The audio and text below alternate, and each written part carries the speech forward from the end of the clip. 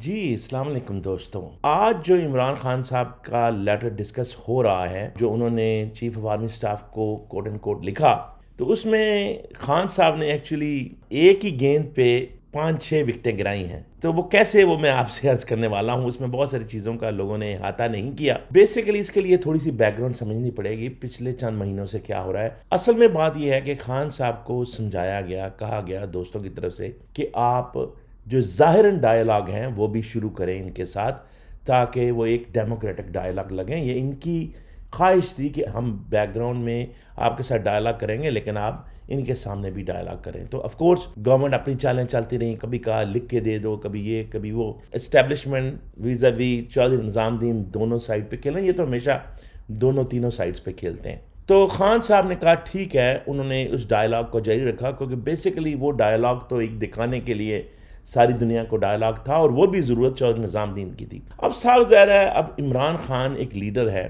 اور ایک بہت بڑا لیڈر ہے، ویژنری لیڈر ہے، اور اس کی یہ ویژن پچھلے 3 سال میں بہت زیادہ انکریز ہوئی ہے. اور آپ کو میں نے عرض کیا تھا کہ ویژن کا تعلق ایمان سے ہوتا ہے، اور اللہ تعالیٰ فرماتے ہیں کہ جس کو ہم نے حکمت دے دی اس کو خیرن کثیر دے دیا.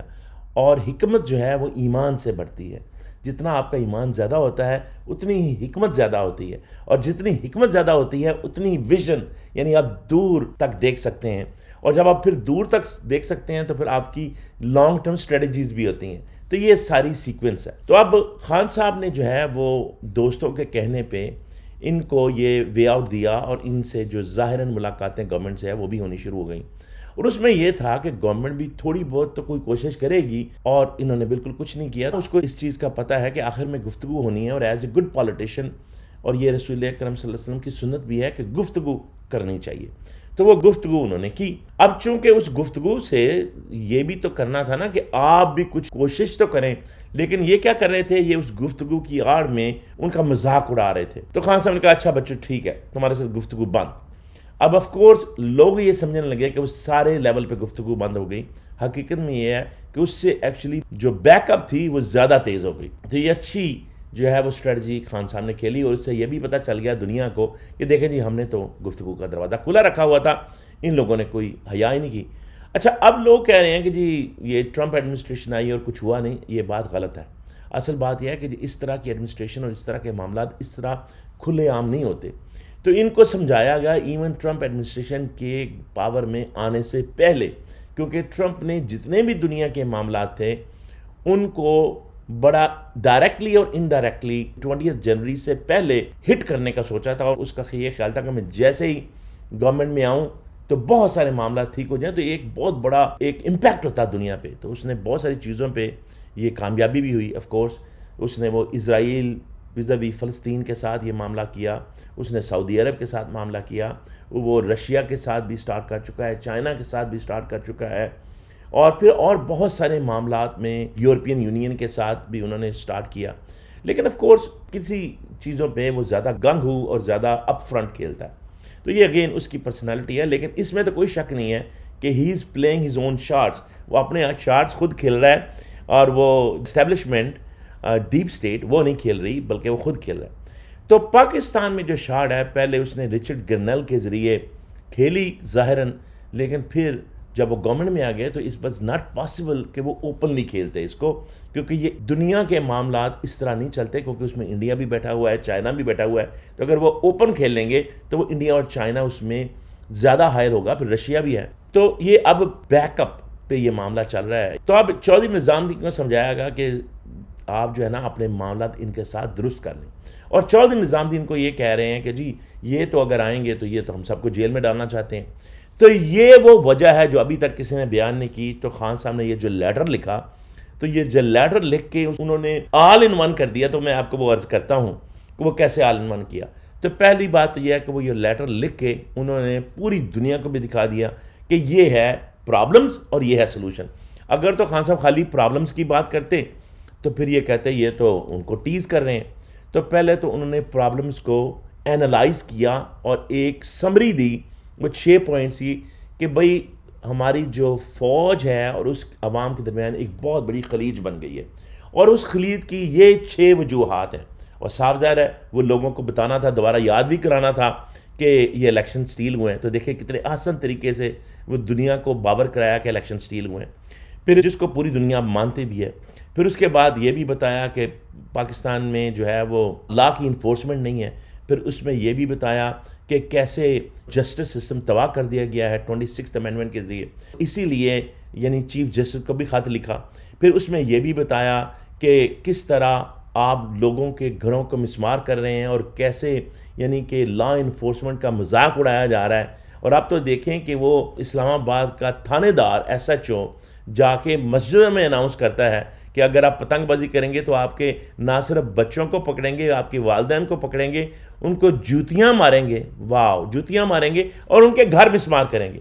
تو یہ کس قانون میں لکھا ہوا ہے؟ تو یہ جرت لا لیسنس کی ان کو اس لیے ہوئی ہے کہ یہ نظام دین نے ان کو سکھایا ہے. تو یہ قوم کو بتایا ہے اور پوری دنیا کو بھی بتایا کہ اس طرح کی لا لیسنس جو ہے وہ پاکستان میں ہے. اور پھر اس کے بعد انہوں نے یہ بتایا کہ کیسے یہ خلیج بڑھتی جا رہی ہے اور پھر کیسے اکنامک سچویشن کا تعلق پولیٹیکل سچویشن سے، کہ اگر آپ الیکشن سٹیل کریں گے تو نہ تو دنیا کی کوئی باہر طاقت آپ کو مانے گی اور نہ ہی گھر کے اندر کوئی جو ہے وہ امن و آشتی ہوگی. تو یہ ساری چیزیں کر کے لوگوں کو پوری دنیا کو بتا کے اندرون پاکستان بھی اور بیرونی دنیا کو بھی یہ بتایا کہ اصل پرابلم ہے کیا. اور اس کے بعد ایک بہت خوبصورت بات کی اور وہ یہ کہا کہ میں ایکچولی ان کو اپنا دشمن نہیں سمجھتا، اور وہ انڈائریکٹلی کہا یہ میری فوج ہے، this is my institution, this is my country, means I am not going to take revenge from them. یہ جو ان کو ڈر لگا ہوا ہے کہ ہم سے ریونج دیں گے، ان کو یہ نہیں کہا کہ آپ ریٹائرڈ ہو جائیں یا ریزائن کر جائیں. دیکھیں یہ نہیں کہا، یہ کہا کہ آپ بالکل قائم دائم رہیں گے لیکن آپ اپنے دائرے کے اندر رہیں گے. اور اصل میں جو اتنی لمبی گفتگو ہو رہی ہے وہ نظام دین صاحب چاہتے تھے کہ یہ باہر چلے جائیں چند سالوں کے لیے، پھر کہتے تھے یہ بنی گالا چلے جائیں، پھر کہتے تھے یہ جو ہے وہ KPK چلے جائیں، اور اب یہ کہہ رہے تھے کہ چلیں آپ جس چند ہفتے خاموشی ہو جائیں یا چند مہینے. تو خان صاحب نے ان کو کہا ہے کہ آپ اس طرح مجھ سے ڈیل نہیں لے سکتے، آپ کے لیے میں صرف ایک ہی ڈیل دے سکتا ہوں جو اصل ڈیل ہے، وہ یہ ہے کہ میں آپ کو ذاتی طور پہ جو آپ نے میرے ساتھ کیا ہے وہ معاف کر دوں گا، اور آپ اپنے عہدے پہ فی الحال برقرار رہیں گے اور اپنے عہدے کے اندر رہ کے کام کریں گے. تو یہ ایک بہت بڑی پنہا بات ہے جو ابھی تک میں نے دوستوں سے سنی نہیں ہے. یعنی بڑے بڑے جو ہمارے اچھے انالسٹ ہیں، معید پیرزادہ صاحب جیسے اور باقی بھی، انہوں نے اچھا انالیسس کیا ہے، لیکن یہ نقطہ انہوں نے بیان نہیں کیا کہ بیسیکلی یہ انہوں نے راہ دی ہے، یعنی پیچھے سے ان کو سمجھایا گیا ہے کہ آپ اپنے معاملات آپس میں درست کریں.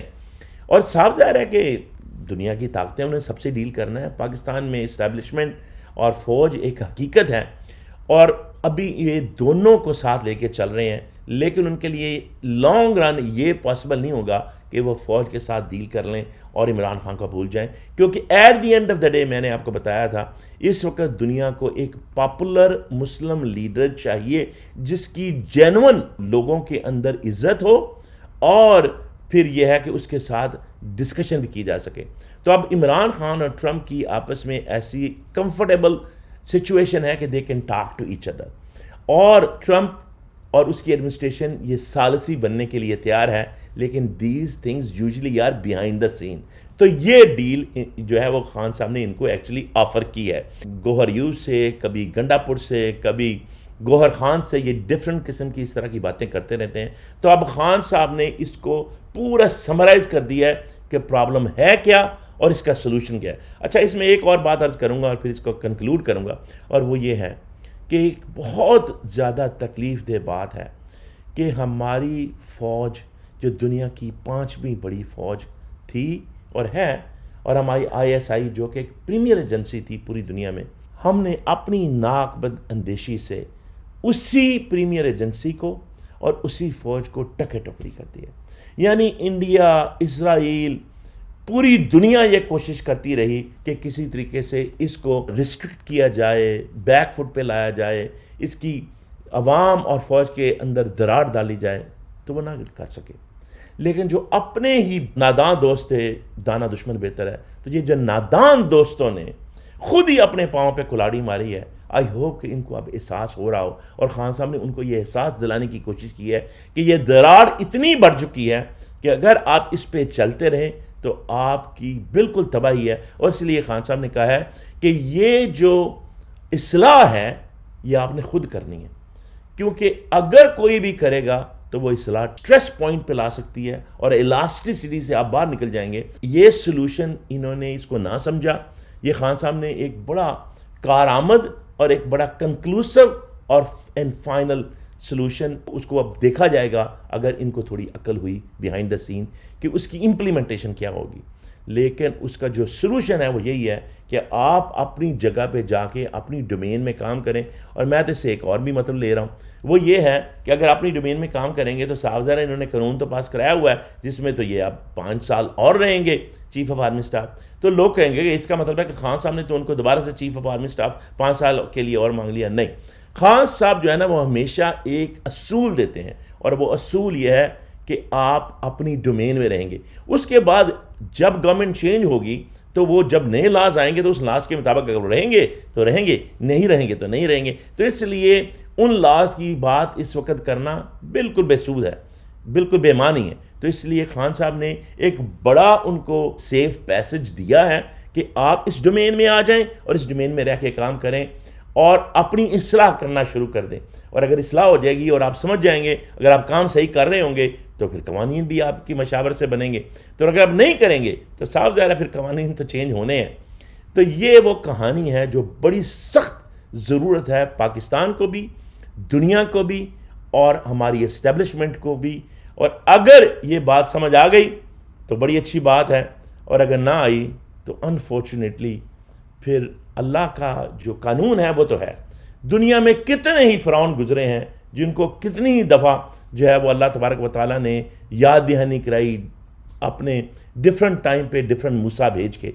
لیکن بات یہ ہے کہ کچھ سمجھ جاتے ہیں, جیسے کہ آپ کو پتہ ہے کہ حضرت یونس علیہ السلام وہ چلے گئے تھے اپنی بستی کو چھوڑ کے, اور قوم نے توبہ کر لی تھی, اور پھر اللہ تبارک و تعالیٰ نے بلکہ ان سے ناراضگی شو کی کہ تم چھوڑ کے کیوں چلے گئے. تو اللہ تبارک و تعالیٰ نے انہوں مچھلی کے ذریعے سیو کیا, اور دیکھیں کیسے ناممکنات سے ممکنات کرایا. تو اسی طرح اللہ تعالیٰ اپنے بندوں کو نجات دیتا ہے اور سبق سکھاتا ہے اور ان کی بہتری فرماتا ہے. تو اگر تو ہم نے انحاصل قوم توبہ کر لی اور ہمارے سو کارڈ لیڈرز ہیں وہ اپنی اپنی ڈومین میں چلے گئے, تو پھر یہ ہے کہ اللہ کی رحمت ان کو بچا سکتی ہے. اور اگر ان لوگوں نے ان چیز کو نہ سمجھا تو انفارچونیٹلی پھر یہ اپنا فیٹ خود لکھیں گے. اللہ کی رحمت نیکوکاروں کے لیے, ایمانداروں کے لیے تو ہمیشہ ہے, اور انشاءاللہ وہ رہے گی. اور میں نے آپ کو پچھلی ویڈیو میں بھی عرض کیا تھا کہ اللہ تعالیٰ نے عمران خان کو ایسے بنایا ہے کہ اللہ تعالیٰ نے اس کو ہمیشہ بڑی ناممکنات سے نکال کے ممکن کیا. کون سا کام ہے جو ممکن تھا, چاہے وہ ورلڈ کپ لے لیں, چاہے وہ شوکت خانم ہسپتال لے لیں, چاہے وہ نمل لے لیں, چاہے وہ پاکستان کا پرائم منسٹر بننا لے لیں, جو بھی لے لیں, یہ ناممکنات تھے. اور اب انشاءاللہ یہ ناممکن چیز جس میں پاکستان کی ٹرو آزادی ہے وہ بھی اللہ نے اس کے ہاتھ سے لکھی ہوئی ہے. مرضی آپ کی ہے کہ آپ نے آسانی سے لینی ہے یا آپ نے بست ہو کے جانا ہے. اللہ تعالیٰ ہم سب کا حامی و ناصر ہو. 8 فروری کو مت بھولیے گا, باہر ضرور نکلیے گا کیونکہ یہ آپ کی ذمہ داری ہے. شکریہ.